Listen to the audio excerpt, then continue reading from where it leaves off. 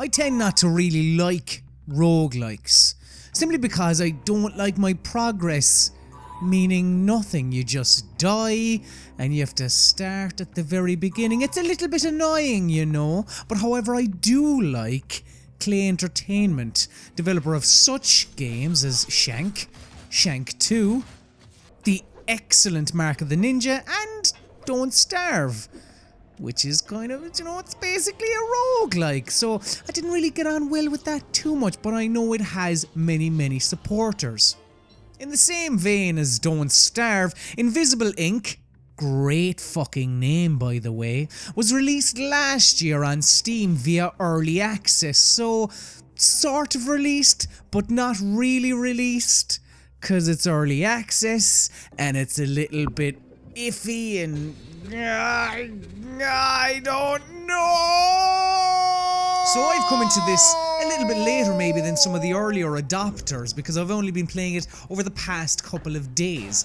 And I must say, disregard my first statement, because I'm all fucking in on this one. Taking on the role of two secret spy agent bastards, who are also thieves, by the way, because you just basically go into these buildings and you just steal money. Yeah, you get intelligence and stuff like that, but you're just a common thief. So after flying to wherever you want to in the world that is available to you, because when you start the game you have days of in-game time, including travel time to your destination to finish the game effectively, which I have not done once. In a couple of hours of playing the video game, I haven't finished the game a single solitary fucking time. Yet, I want to go back for more and more and more.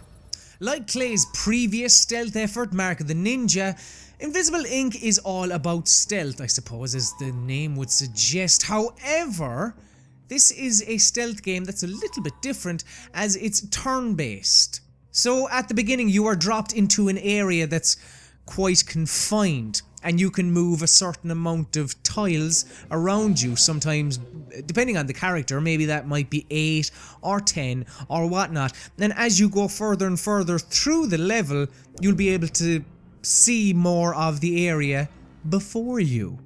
Naturally enough, all of these sterile lab-like environments have tons of doors for you to peek through, just so you don't jump straight into the firing line, so you can have a little look before you leap, if you will.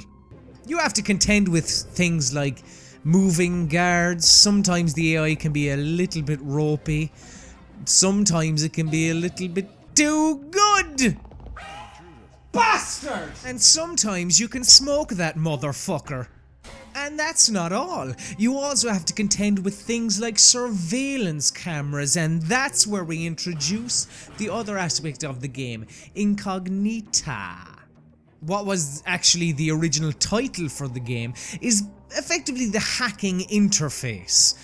With a press of the space bar, you bring up a different view of the map, and you're able to see a number of things that you can hack and disable, I suppose, such as the cameras themselves, safes where you can thieve, because you are just a common thief, and unlock doors also.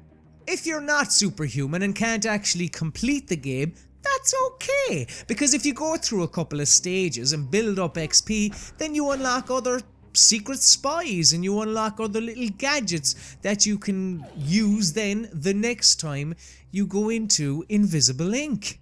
The more you play and subsequently die, the better you get. However, it's not really a trial and error situation, as the game is procedurally generated, so on your next go around you won't be able to retrace your steps, as it were.